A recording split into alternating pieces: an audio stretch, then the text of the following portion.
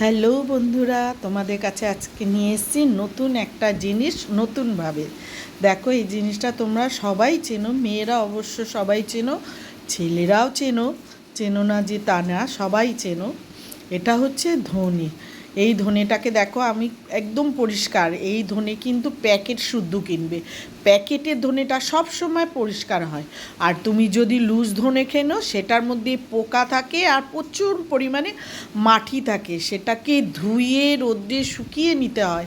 আর packet কিনলে কিচ্ছু লাগে না, তুমি একটু খালি দেখে নিলে, চোখ বুলিয়ে নিলে। আর এই ধনেটা দেখো কিনে আমি কড়াইয়ে টেলে নিচ্ছি। এই ধনে যদি তোমরা, আমি কিন্তু কেনা মশলা খাই না বলতে, লঙ্কার গুঁড়ো, ধনের গুঁড়ো, জিরের গুঁড়ো সব কিন্তু আমি এইভাবে করে নিই।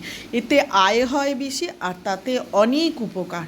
আর এখন তোমরা তো দেখেছো যে ধনের গুঁড়ো প্যাকেট কিনে খাও তোমরা, ওর মধ্যে কিন্তু গাছ, শিকড়, মাটি ভালো করে পরিষ্কারও করে না।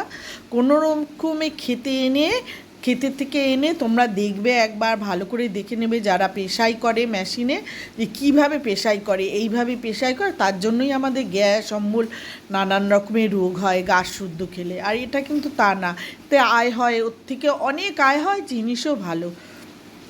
আমি ওইটা কিনে নিয়ে এসে দেখো একটুখানি কড়াইয়ে টেলে নিচ্ছি।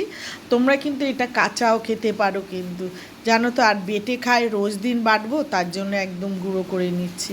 এই যে একটু টেলে নিয়ে এখন মিক্সিতে ভালো করে গুঁড়ো করে নেও। তোমরা বলবে দানা দানা থাকে, না, তুমি মিক্সিতেই দেখো, আমি মিক্সিতে গুঁড়ো করে নিয়েছি। আমার যখন ইচ্ছা একটু আলু কাবলি মেখে খেলাম, তারপরে তোমার ভাজা মশলার দরকার পড়লো, সব এর থেকেই মশলা নিয়ে আমি মিশিয়ে দিতে পারি। এক মশলা গুঁড়ো করে রাখলে যে কত কাজ হয়, যা তোমরা করে রাখলেই তোমাদের উপকার হবে। একবার করে রেখো, মাসে তোমাদের যার যেরকম লাগে সেরকম এনেই তোমরা করে রেখে দেবে। এই যে দেখো, আর এই যে আমি এরকম গুঁড়ো করেছি, তোমাদের এর থেকেও যদি গুঁড়ো লাগে তাহলে এটাকে তোমরা চালনির মধ্যে নিয়ে বা ছাঁকনির মধ্যে নিয়ে আর একটু চেলে নেবে, নিয়ে তারপরে সেইটাকে আরও ডাস্ট করে নেবে। দেখবে এত সুন্দর গুঁড়ো হয় আর জিনিসটা এত ভালো। আর তুমি এই টাটকা জিনিস, ধনের প্যাকেট খুললে আর এইটা ভেজে গুঁড়ো করবে, সারা ঘর ময়ময় হয়ে যাবে। জানো তো, এই জন্য আমাদের ঘরে কিন্তু কারও গ্যাস অম্বল নেই।